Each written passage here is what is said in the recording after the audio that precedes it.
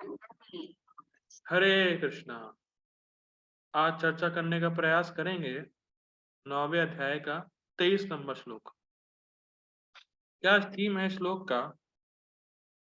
इसमें भगवान बताएंगे जो अन्य देवता की पूजा करने वाले हैं उनकी क्या गति होती है और भगवान का रुख उनके ऊपर कैसा होता है।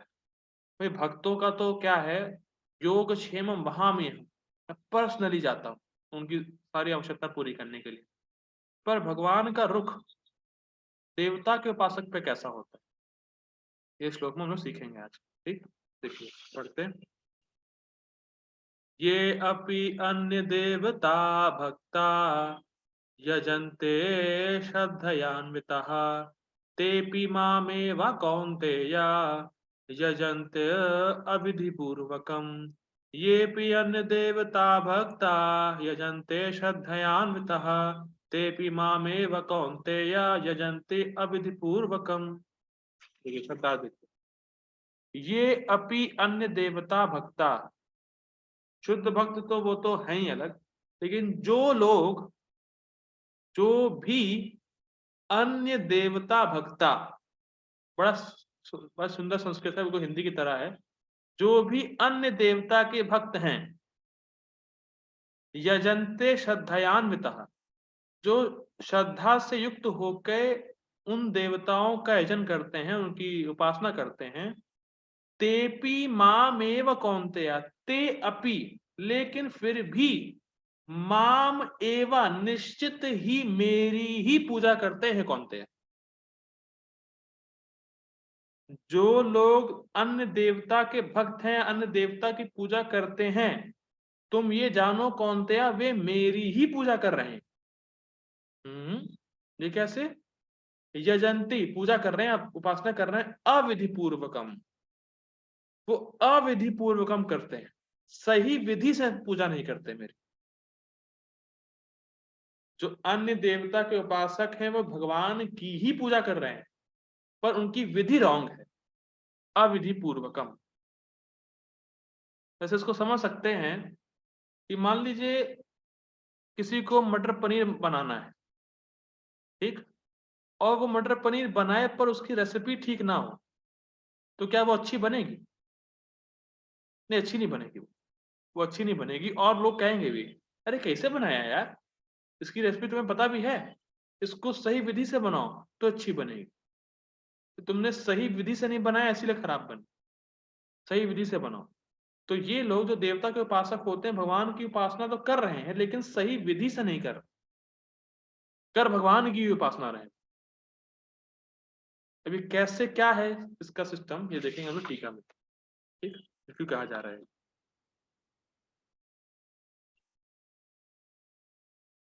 प्रभुपाद जी का अनुवाद। हे कुंती पुत्र, जो लोग अन्य देवताओं के भक्त हैं और उनकी श्रद्धा पूर्वक पूजा करते हैं, वास्तव में वे भी मेरी मेरी पूजा करते हैं, किंतु वे यह त्रुटिपूर्ण ढंग से करते हैं, अविधि पूर्वक। अब इसका लिंक देखिए, बड़ा जबरदस्त है। अब मान लीजिए अर्जुन ये प्रश्न पूछे, परंतु जो लोग इंद्र और अन्य देवताओं की पूजा करते हैं वे वास्तविक रूप से आपकी ही पूजा करते हैं, तो फिर वह संसार में वापस कैसे आ जाते हैं?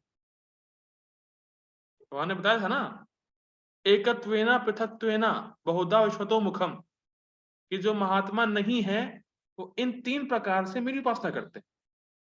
उसमें देवता के उपासक भी थे।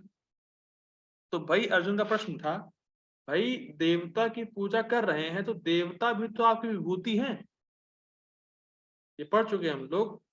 देवता भी तो भगवान आपकी विभूति हैं, और जो देवता की पूजा कर रहा है तो दिक्कत क्या है? लेकिन वो मुक्त होते नहीं। आपके जो भक्त हैं वो तो मुक्त हो जाएंगे, और देवता आपकी विभूति हैं, तो जो उनके भक्त हैं वो मुक्त नहीं होते, वो संसार में वापस आते हैं। ऐसा क्यों? समझ में आया प्रश्न? जो भगवान श्री कृष्ण के भक्त है वो तो मुक्त हो जाएंगे, लेकिन जो भगवान कृष्ण की विभूति की ही उपासना कर रहा है, देवताओं की, तो वो मुक्त क्यों नहीं हो रहा है? वो संसार में दोबारा क्यों आ रहा है? तो भगवान अब उत्तर दे रहे हैं, देखिए भगवान उत्तर दे रहे हैं श्लोक में। देखिए, जो लोग अन्य देवताओं के भक्त हैं वे केवल इंद्र आदि देवताओं के प्रति भक्तिमान होते हैं और इस श्रद्धा से युक्त होते हैं कि यह विशिष्ट देवता फल प्रदान करने वाला है, और इस प्रकार वे उस देवता के यज्ञ आदि से यजन पूजा करते हैं। यह सत्य है कि वे मेरी ही पूजा करते हैं, परंतु उनकी यह पूजा की विधि सही नहीं है, अर्थात वे उस विधि से मेरी पूजा नहीं करते हैं जिससे मेरी प्राप्ति हो सके और यह संसार चक्र का निवर्तन हो सके। इस कारण से वे जगत में वापस आते हैं। देखिए 2 पैराग्राफ पढ़े, इसका मतलब क्या है देखिए समझिए, इकट्ठे समझ देता हूँ। देखिए 2 चीजें हैं इसमें, भगवान ने 2 चीजें बताई। एक, लोगों की ये श्रद्धा है कि अगर इस देवता की पूजा करेंगे तो ये देवता मुझे फल देगा। भाई लोगों की श्रद्धा क्या बनी हुई है, अगर मैं इस देवता की पूजा करूंगा तो जो मैं चाहता हूं वो ये देवता पूरी करेगा, वो मुझे फल देगा। लेकिन इस तरह की भावना से कि ये देवता मुझे कुछ देगा, उसमें ये दिक्कत है कि आप देवता की पूजा कर रहे हैं पर आपने कृष्ण को साइड कर दिया। अब कृष्ण से कोई मतलब नहीं, भाई फल तो ये देगा ना, फल तो ये पर्टिकुलर देवता देने वाला है, मैं उसके पास जा रहा हूँ, फल ये देवता देगा, तो कृष्ण से मतलब ही क्या रहा मेरा, कृष्ण साइड में है। एक तो ये दिक्कत है। अगर वो ये देख, अब अगर ये तो हो गई अविधि पूर्वक, सही विधि नहीं है कि आपने कृष्ण को साइड कर दिया और ये देवता मुझे फल देगा। अगर वो इसको थोड़ा चेंज करें, वो ये देख के करें कि ये देवता कृष्ण के हाथ है। जैसे हमने चर्चा करी थी कि विश्व रूप में अलग अलग अंग पे देवता स्थित हैं, भगवान के अलग अलग अंग होते हैं देवता। तो जैसे इंद्र भगवान का हाथ है, ठीक, इंद्र कृष्ण का हाथ है, ठीक। तो अगर कोई व्यक्ति ऐसा ऐसा करे कि मैं इंद्र को दे रहा हूं पर मैं दे कृष्ण को ही रहा हूं, भाई कोई व्यक्ति अगर इंद्र को दे रहा है और ये सोचे कि मैं कृष्ण को ही दे रहा हूं इंद्र के माध्यम से, तो मुक्त हो जाएगा। लेकिन लोगों की श्रद्धा क्या है कि वो ये देख रहे हैं कि हाथ अलग है,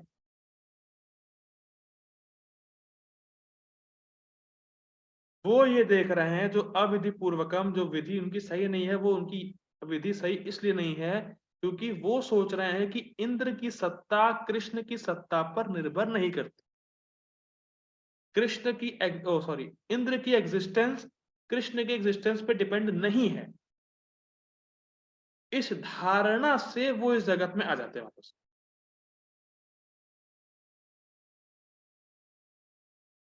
जब ये बोल दिया, इंडिया में तो काफी प्रचलित है, किसी की भी पूजा करो सब एक है, तो जब बोल दिया सब एक है सब बराबर है तो अपराध तो होना शुरू हो ही गया।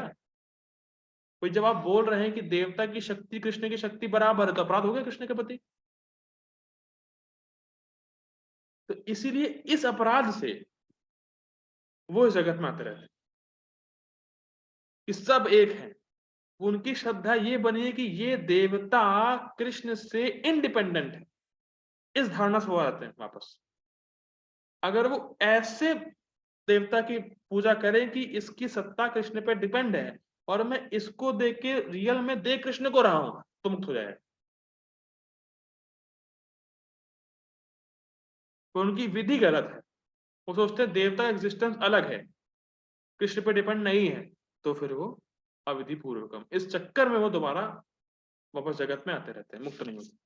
ठीक, परपट में बातें क्लियर हो जाएंगी। ठीक है, परपट बाय हाँ ये हो गया ना, पढ़ लिया ना। परपट बाय डिवाइन ग्रेस ए सी भक्ति विधान स्वामी श्री प्रभुपाद की जय, बहुत सुंदर तात्पर्य प्रभुपाद जी का है। श्री कृष्ण का कथन है, जो लोग अन्य देवताओं की पूजा में लगे होते हैं वे अधिक बुद्धिमान नहीं होते, यद्यपि ऐसी पूजा अप्रत्यक्षता मेरी पूजा है। अब क्यों बुद्धिमान नहीं है? अच्छा, बहुत सुंदर। अगर मैं किसी को, जैसे मान लीजिए मैं अपू प्रभु जी के हाथ में, क्या है, मैं ये प्रभु जी के हाथ में पेपर क्लिप पकड़ा हूं, ठीक, और उन्होंने हाथ में पकड़ लिया,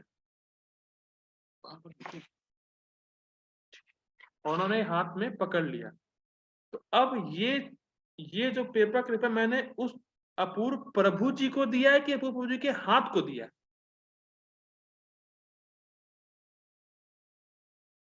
क्यों प्रभु जी, क्या लगता है आपको? मैंने आपके हाथ को दिया है कि आपको दिया है? हमें दिया, हमें। हमें दिया, यस, पर्सन को दिया है। पर्सन को दिया है, पर पर्सन के हाथ में दिया है, खाली हाथ को नहीं दिया है। समझ पा रहे हैं? मान लीजिए मैं रसगुल्ला प्रभु जी के हाथ में दूं और प्रभु जी उसको मुंह में डालने लगे, तो अरे क्या कर रहे हो, हाथ के लिए है, तुम्हारे लिए नहीं है, हाथ को दिया है। तो क्या ये बेवकूफी नहीं है? मैं मान लीजिए खाने की वस्तु प्रभु जी के हाथ में दूं और कहूं क्या कर रहा हो, खा क्यों रहा है उसको, मुंह में डालना है, बस हाथ के लिए, ये जो मैंने दिया वो हाथ के लिए। क्या हाथ खा पाएगा उसको? और क्या खाली हाथ में रखे रहने से हाथ को शक्ति मिल जाएगी? जब वो पेट में जाएगा तब पेट से शक्ति फैलेगी, तब हाथ में पहुंचेगी। अब कोई कहे नहीं नहीं हाथ में रखो, बस हाथ को दिया है, तुम्हें नहीं दिया है, तो क्या ये मूर्खता नहीं है? यही बात कही जा रही है कि लोग देवता को भगवान से अलग करते हैं, इन द सेंस आपने हाथ को उस पर्सन से अलग ही कर दिया है। तो क्या ये मूर्खता नहीं है? ये बहुत मूर्खता है, बहुत ज्यादा बड़ी मूर्खता है ये हाल है। इस वजह से इस अविधि के चक्कर में, इस रॉन्ग विधि के चक्कर में वो वापस आते हैं। ठीक, गोपाल एग्जाम्पल देते हैं सुंदर।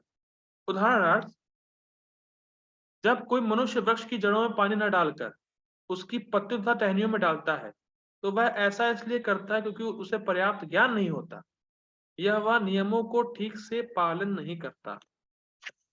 अब कोई भी व्यक्ति जब पानी डालता है पेड़ में तो उसकी जड़ों पे डालता है और जड़ों से उसके पत्ते टहनियों में पहुंचता है। तो देखिए, कृष्ण सभी देवताओं के मूल हैं। जैसे पेड़ की जड़ में पानी डालने से टहनियों और जो पत्तियों में पानी अपने आप चला जाएगा, जो जड़ है वो टहनी और पत्तियों की मूल है। उसी प्रकार से कृष्ण सारे देवताओं के मूल हैं और ये बात असुर भी जानते हैं। और आजकल के लोग तो असुरों से भी गए गुजरे हैं, बताइए। ये बात एक असुर भी जानता है, हिरण्यकश्यपु भी जानता था ये बात कि अगर विष्णु की पूजा रोक दी तो सारे सारे देवता की पूजा अपने आप रुक जाएगी, उन्हें कुछ नहीं जाएगा। लेकिन आजकल के लोग तो इतने बड़े वाले हैं, असुर क्या बताया जाए, इतने अज्ञान में हैं, इतने ज्यादा ज्ञान में कि एक असुर से भी गए गुजरे हैं आज के लोग। अब बताइए, किसी को भी मान लो, सब एक हैं, सब ऐसे ही हैं, किसी की पूजा करोगे वहीं पहुंचोगे। बताइए कितना ज्यादा ज्ञान है, एक असुर से भी गए गुजरे हैं। और ये एक अनपढ़ भी समझ जाएगा, अगर हम पानी के सॉरी अगर वृक्ष के जड़ में पानी देंगे तो पत्तियों को पहुंच जाएगा, पत्तियों को अलग से पानी डालने की जरूरत नहीं है, ये एक अनपढ़ भी समझ जाएगा। अगर कृष्ण को संतुष्ट कर दिया तो शायद ये तो संतुष्ट हो जाएंगे। लेकिन कितने बड़े अज्ञान में है लोग, अनपढ़ से भी गए गुजरे हैं और अपने आप को बहुत पढ़ा लिखा बोलते हैं, मैंने ये किया मैंने वो किया है, लेकिन है वास्तव में गंवार। बहुत सुंदर बात है। तो इसीलिए एक जगह चक्रवर्ती पाठ कमेंट्री में लिखते हैं भागवतम की, कि अगर आप किसी सम्राट की सेवा कर रहे हैं तो सैनिकों की सेवा करने का आपके पास अवकाश ही नहीं है। जैसे मान लीजिए कोई व्यक्ति पीएम मोदी की सेवा में लगा है, तो वो छोटे मोटे जो ऑफिसर होते हैं ना, क्लर्क वगैरह, उस सेवा में ही लगेगा वो। ये मोदी की सेवा में लगा है तो कहाँ छोटे मोटे को पूछेगा वो, उसके पास अवकाश ही नहीं है, उसके पास मोदी की सेवा से छुट्टी ही नहीं है जो उनकी सेवा में लगेगा। तो जो भगवान कृष्ण का भक्त है उसके पास समय ही नहीं है कि देवता की पूजा करे। वो देवता का असम्मान नहीं कर रहा है, असम्मान की बात ही नहीं है, उसके पास समय ही नहीं है, वो कृष्ण के भजन में लगा हुआ है। तो इसीलिए सम्मान सबका करना है, सारे देवता करना है, लेकिन सेवा सिर्फ कृष्ण ही करनी, ये बात सीखनी है। सम्मान सबका, पर सेवा कृष्ण, क्योंकि कृष्ण ही सभी देवताओं के मूल है। आगे पढ़ते हैं। इसी प्रकार शरीर के विभिन्न अंगों की सेवा करने का अर्थ है आमाशय में भोजन की पूर्ति। आमाशय मतलब पेट में अगर डाला है भोजन तो सारे अंगों तक पहुंच जाएगा। इसी तरह विभिन्न देवता भगवान की सरकार के विभिन्न अधिकारी तथा निर्देशक है। स्पष्ट। मनुष्य को अधिकारियों या निर्देशकों द्वारा नहीं अपितु सरकार द्वारा निर्मित नियमों का पालन करना होता है। स्पष्ट है। इसी प्रकार हर एक को परमेश्वर की ही पूजा करनी होती है। परमेश्वर कौन है? कृष्णा। इससे भगवान के सारे अधिकारी तथा निर्देशक प्रसन्न होंगे। ये बहुत सुंदर बात है। ये बहुत सुंदर बात है। अगर कृष्ण का भजन, सर माफ कीजिए, अगर सारे देवता प्रसन्न हैं और कृष्ण प्रसन्न नहीं है तो कुछ नहीं हुआ। कुछ हुआ ही नहीं, आपने कुछ नहीं उखाड़ पाए। अगर कृष्ण प्रसन्न है और सारे देवता प्रसन्न नहीं भी हैं तो भी देवता आपको नुकसान पहुंचा नहीं सकते।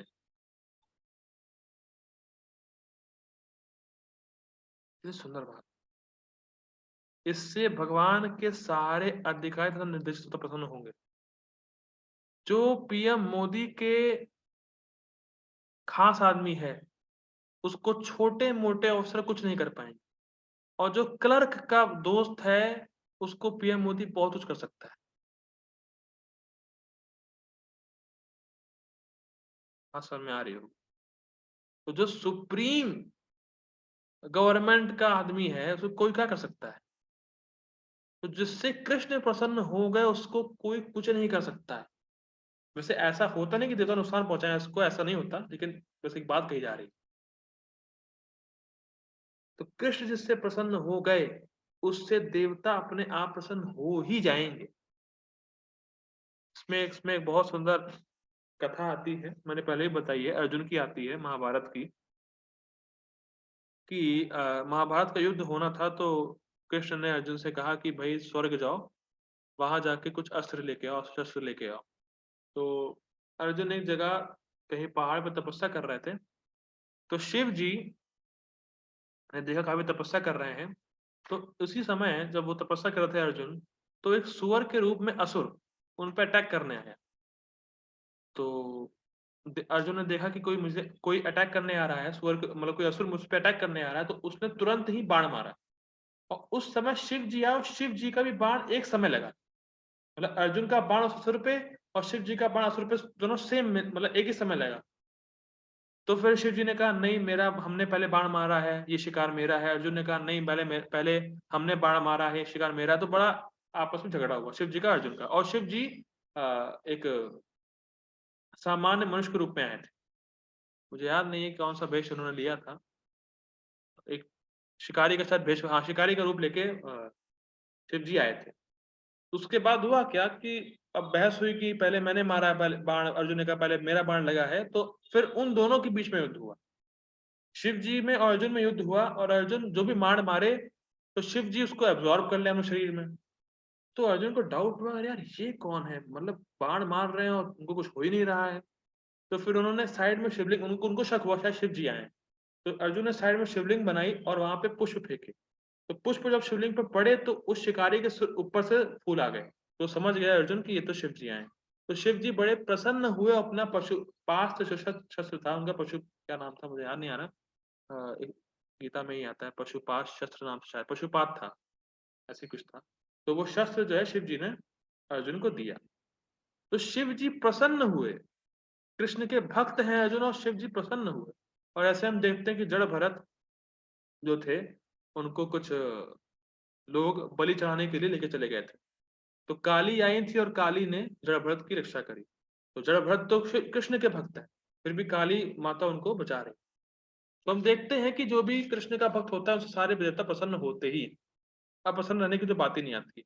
लेकिन जो देवता को प्रसन्न कर रहा है कृष्ण को अप्रसन्न कर दिया, उसका कुछ नहीं होता। मैं फिर कर रहा हूं, कृष्ण को प्रसन्न किया, देवता प्रसन्न हो गए। देवता को प्रसन्न किया और कृष्ण अप्रसन्न हो गया तो फिर कुछ नहीं किया, सब बेकार हो गया। ठीक, आगे पढ़ते हैं।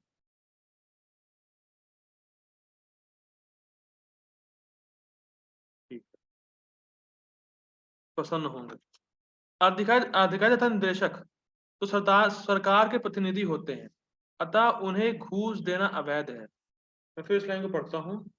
अधिकारी तथा निर्देशक तो सरकार के प्रतिनिधि होते हैं, अतः इन्हें घूस देना अवैध है। यार घूस की बात कहाँ से आ गई है? ये करप्शन कहाँ से आ गया? गीता में तो करप्शन की बात ही नहीं होती है। देखिए, अब मुझे नहीं पता कि कितने लोगों ने, आप में से कितने लोगों ने प्रभुपाद जी की ये लाइन पढ़ी होगी पहले, फिर क्या समझे होंगे मैं नहीं कह सकता। इसीलिए जब क्लास में आता है तो चीज सामने आती है। ये लाइन बहुत लोगों ने पढ़ी होगी, आप में से अगर पढ़ी होगी तो, पर उस समय क्या समझे और क्या मतलब है इसका, बहुत सुंदर मतलब इसका प्रभुपाद जी इसको लिखे हैं लाइन को। देखिए, प्रभुपाद जी यहाँ पे घूस देना क्यों बोल रहे हैं? हम घूस देते क्यों हैं? प्रायः जब हमें कोई अवैध काम कराना होता है किसी से तो हम घूस देते हैं। ठीक। अब अवैध कार्य यहाँ पे है क्या? ठीक। अब अवैध कार्य है क्या?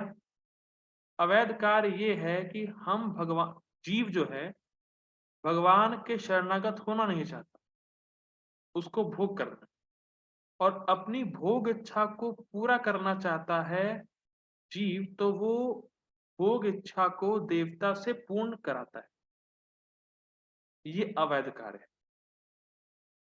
जीव वास्तव में भगवान को शरणागत होने के लिए है, लेकिन भगवान के शरणागत होना नहीं चाहता, वो भोग करना चाहता है। तो वो भोग की सुविधा देवताओं से लेता है कि देवता मेरी भोग की सुविधा को पूरी करे। और किस टाइप के भोग?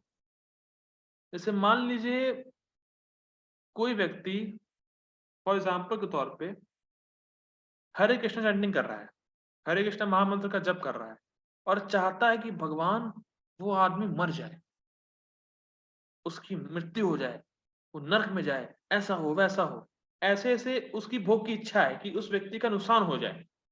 तो व्यक्ति अगर हरे कृष्णा मंत्र कर रहा है तो ऐसा हो ही नहीं सकता किसी का नुकसान हो जाए, क्योंकि भगवान वो इच्छा पूरी ही नहीं करेंगे।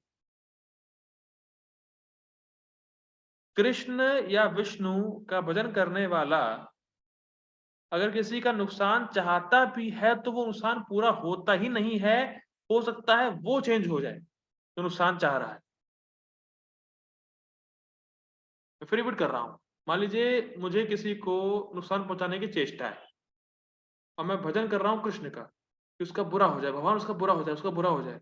तो भगवान उसका बुरा नहीं करेंगे कि भगवान बुरा करते ही नहीं है किसी का, पर तुम्हें ही चेंज कर देंगे, तुम्हारे हृदय से वो इच्छा ही निकाल लेंगे उसका तुम बुरा चाह रहे हो, तुम शुद्ध हो जाओगे। तो भगवान ऐसी बुद्धि देंगे कि किसी का नुकसान फिर तुम कभी सोच ही नहीं पाओगे और जिसका नुकसान सोचते भी हो वो भी छूट जाए। लेकिन अगर आप किसी और के पास जाएंगे कि शिव जी उसका नुकसान हो जाए, काली जी नुकसान हो जाए, तो नुकसान हो जाएगा। जैसे एक उदाहरण आता है, कृष्णा बुक में ही है। एक वृकासुर नाम का एक असुर था। उसने शिव जी से एक वरदान मांगा कि मैं जिसके सर पे भी हाथ रखूं वो भस्म हो जाए। आप बताइए, तो शिव जी का ये ड्यूटी नहीं है उस पर चिल्लाएं, हे कैसा वरदान मांग रहे हो, कितनी नीच सोच है तुम्हारी, कितनी गंदी है, दूसरे को नुकसान सोच रहे हो, तुम क्या चाहते हो, मैं तुम्हें वरदान नहीं दूंगा। शिव जी को समझाना चाहिए ना इस बात को, दूसरों का नुकसान मत चाहो, ऐसा मत करो, किसी को नहीं मारना चाहिए, ऐसा वैसा। लेकिन शिव जी ने कहा नहीं नहीं, ले लो ले लो, लो, दे दिया वरदान। और जब शिव जी को वरदान दिया, सॉरी माफ कीजिए, शिव जी ने जब वरदान विकासुर को दिया कि जब तुम किसी के सिर पे हाथ रखो वो भस्म हो जाए, तो सबसे पहले पहले वो शिव जी को ही मानने गया। अब बताइए। ये है शिव जी के भक्त की हालत। शिव जी से वरदान मांगा मैं जिसके सर पे हाथ रखूं वो मर जाए, और शिव जी पे ही ट्राई करने गया कि मैं शिव जी को ही मार दूंगा। ये है। तो कृष्ण के भक्त और अन्य देवता के भक्त में बड़ा अंतर है। कृष्ण का भक्त अगर किसी का नुकसान चाह भी रहा है, कोई उसमें दुर्वासना है भी, तो वो शुद्ध हो जाएगा। लेकिन देवता का भक्त भले ही कितना देवता का भजन करे, दुर्वासना समाप्त नहीं, और वो अपनी अपनी गलत इच्छाओं को पूरी करने के लिए देवता को घूस देता है। ये है अवैध। इसका नुकसान हो जाए, इसका बिजनेस डूब जाए, इसका ऐसा हो जाए, उसका वैसा हो जाए, मैं ये चढ़ाऊंगा, मैं वो दूंगा, मैं ये दूंगा, और देवता उस इच्छा को पूरी करते हैं। तो अपनी गलत इच्छाओं की पूर्ति के लिए देवताओं को घूस देना ये अवैध कार्य, और वास्तव में ये है अविधि पूर्वकम। यहाँ पर इसी को अविधि पूर्वकम कहा गया है। अपनी भोग इच्छा, अपनी गलत इच्छा की पूर्ति के लिए देवताओं के पास जाकर उनको घूस देना ये अविधि पूर्वकम है। इसीलिए वो इस जगत में वापस आते रहते हैं। ये वास्तव में इस लाइन का अर्थ है। ये कितना गंभीर अर्थ है। अगर कोई प्रभुपाद जी के परपट को, एक लाइन को समझते हुए चले, तब तो वास्तव में वो गीता पढ़ रहा है। अब मान लीजिए लाइन समझ में नहीं आई, अरे स्किप करो यार, क्या दिक्कत। इसीलिए क्लास में आना चाहिए, इसीलिए चर्चा में आना चाहिए, ताकि भले ही हम कितना क्लेम कर दे कि मैं तो गीता पढ़ चुका हूँ, मैं 10 बार गीता पढ़ चुका हूँ, 12 बार गीता पढ़ चुका हूँ, अरे क्या इतने साल से गीता पढ़ते हुए आ रहा हूँ। पढ़ने से मतलब नहीं, कितना समझे कि लाइन को प्रभुपाद जी, क्योंकि प्रभुपाद जी की लाइन में इतना गहरा रहस्य छुपा हुआ है कि वो बार बार भक्तों के मुख से सुनने पे फिर खुद रिवील होता है। प्रभुपाद जी की हर लाइन में इतना रहस्य छुपा हुआ है कि साधारण परपट है ही नहीं, साधारण लाइनें है ही नहीं ये जो पढ़ रहे हैं, ये बहुत रहस्यमय लाइनें हैं। वो सिंपल नहीं है कि एक बार पढ़ा, 10 बार पढ़ा, इतने साल से पढ़ते हुए आ रहे हैं। खुद पढ़ रहे हो ना, भक्तों के संग में पढ़ो, भक्तों के मुख से सुनो, तब ये लाइनें अपने आप को रिवील करती। ये बात है वास्तव। आगे बढ़ते हैं। दूसरे शब्दों में कृष्ण अन्य देवताओं की व्यर्थ पूजा का समर्थन नहीं करते। व्यर्थ पूजा क्यों? देखिए, जैसे मान लीजिए मैंने मीनाक्षी माता जी के लिए बहुत बढ़िया प्रसादों की व्यवस्था कर दी, अब फिर भी वो कहें नहीं मुझे तो भीख मांगनी, मैं अलग अलग मैं कटोरा लेके जा रही हूँ बाहर कि मुझे कुछ दे दो खाने के लिए, मुझे कुछ दे दो खाने के लिए, तो मैं क्या नहीं चिल्लाऊंगा उनके ऊपर, अरे क्या बात प्रयास कर रही है, अरे भैया इतना बढ़िया कदम रखा हुआ है, कहाँ जा रही हैं आप, किससे मांगने जा रही हैं, क्यों मांगने जा रही हैं? भाई जब इतनी बड़ी बढ़िया व्यवस्था है प्रसादम की, तो कहाँ और क्यों? मैं प्रश्न नहीं करूंगा। तब तो इसी, और जीव भगवान का आश्रय त्यागा हुआ है इसीलिए भटक रहा है, तो भगवान कहते हैं अरे और क्यों भटक रहे हो? भाई जीव भगवान का आश्रय छोड़ा है तभी तो भटक रहा है, तो भगवान बोलते हैं अरे भाई क्यों और भटक रहे हो, मेरे पास आ जाओ ना, देवता के पास क्यों जा रहे हो? और जो देव अब मान लीजिए मीनाक्षी माता जी कुछ किसी से मांगने गई भी, तो क्या वो उतना दे देगा? इतना प्रसादम रखा है पूरा भर के घर पे, वो तो कम ही देगा ना। भाई मान लीजिए मीनाक्षी माता जी कुछ कहीं मांगने गई भी, वो कोई व्यक्ति मांगने गया भी, तो क्या वो उसको उतना मिल जाएगा जितना उसके घर में रखा है? नहीं मिलेगा। पर प्रयास कितना है, हर लोगों से मांगो, इधर उधर भटको, ढूंढो किसी को। इसीलिए अपनी भोग की इच्छा को पूरी ना करना और भगवान की शरण ग्रहण कर लेना, ये वास्तव में बुद्धिमानी। क्योंकि जो तुम्हारी भोग की इच्छा है भी, वो गलत तो इच्छा पूरी होगी नहीं, और जो तुम्हारी वैसी भोग की इच्छा है वो पूरी हो भी जाएगी और तुम शुद्ध हो जाओगे। ये बेनिफिट है वास्तव में। देवता के पास जाओगे शुद्ध नहीं होने वाले कभी भी नहीं, और भोग की इच्छा बढ़ती रहेगी। कृष्ण की शरण लोगे तो तुम्हारी, तुम शुद्ध भी हो जाओगे, भगवान के पास चले भी जाओगे, और तुम सुखी भी हो जाओगे। और देवता के पास जाओगे ना सुखी होगे ना शुद्ध होगे और भटकते रहोगे। तो व्यर्थ में काहे जा रहे हो वहां पे? जब वहां पे इतने सारे नुकसान है तो क्यों जा रहे हो नुकसान में? ये भगवान के कहने का अर्थ ये है, क्यों जा रहे हो व्यर्थ? सब नुकसान है वहां पे, इसीलिए मेरे पास, इसलिए जो बुद्धिमान होता है भगवान कृष्ण की शरण लेता है। ठीक है। हरे कृष्णा। ओके।